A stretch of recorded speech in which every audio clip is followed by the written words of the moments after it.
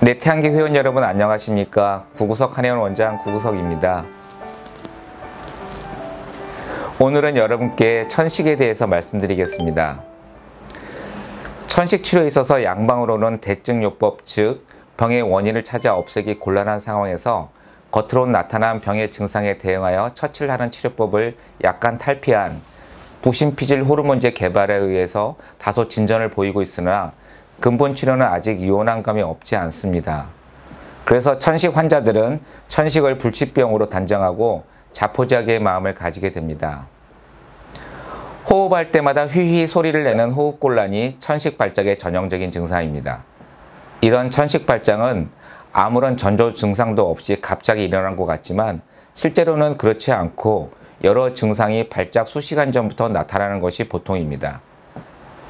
전조 증상으로는 여러 증상들이 있겠지만 다음과 같은 증상이 가장 많습니다. 첫째는 어쩐지 가슴이 답답하고 가슴이 무거우며 근질근질한 증상입니다. 이 증상은 달리거나 운동을 한 뒤에 호소하는 경우가 많습니다. 둘째는 얼굴, 귀, 눈이 가려운 경우도 있습니다. 셋째는 목구멍이 간질거리면서 가려울 때도 있습니다. 이런 경우에는 눈을 보면 결막이 충혈되어 있습니다. 넷째는 코끝을 심하게 문지르거나 재채기와 함께 콧물이 나오고 잠시 후에는 기침이 나오는 증상을 나타내는 일도 많습니다.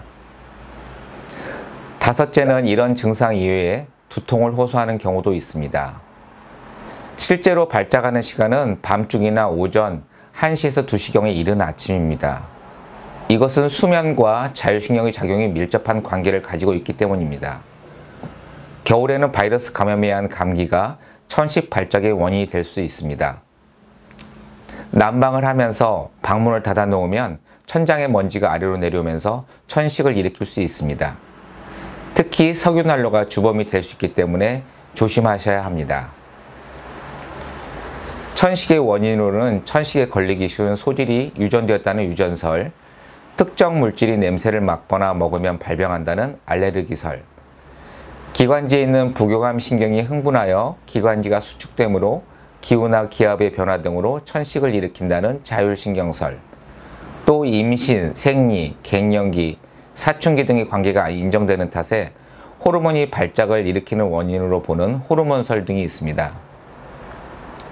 천식이 심하면 안색이 창백해지고 입술이 파랗게 되며 음식물은 조금도 먹을 수가 없게 됩니다. 이런 상태를 천식 발작이라고 합니다. 발작은 야간이나 이른 아침에 상습적으로 일어납니다. 단 한 번의 발작으로 그칠 수 있지만 2, 3일 동안 계속되는 예도 있습니다. 그리고 멎었던 천식 발작은 적어도 다음에 그 시기에 이르면 어김없이 찾아와 고통을 안겨줍니다. 1년 1회의 발작이 차츰 1년 몇 차례로 발전되고 지속기간도 점점 길어지면서 증세도 무거워져서 1년 내내 발작을 일으키는 난치성 천식으로 악화되기도 합니다. 일반적으로 천식 환자가 매우 찐득거리는 짙은 담을 내기 시작하면 발작은 차츰 나아집니다. 합병증으로는 알레르기성 비염, 담마진, 습진, 기관지 확장증, 폐기종 등이 발병하는 예가 많습니다. 천식은 체질을 개선하지 않고 발작을 진정시키는 대증에만 중점을 둔다면 근치가 될 수 없고 속효는 있을지 모르지만 원인 치료는 안 됩니다. 한방에서는 천식 체질은 내면적으로 개선하는 원인 치료와 천식 발작을 진정시키는 대증요법을 조화 있게 운용합니다. 많이 쓰는 처방으로 다음과 같은 것들이 있습니다. 첫째, 소총용탕은 환절기에 천식 발작을 일으키면서 발작 직전에 재채기가 나오고 콧물을 질질 흘리면서 오줌 기기도 있고 거품과 같은 담을 자주 내며 젤젤 소리를 내는 환자에게 투여합니다. 발작이 심할 때는 수조를 배로 늘려서 씁니다. 둘째, 마행 감석탕이나 감초 마왕탕을 쓰기도 합니다.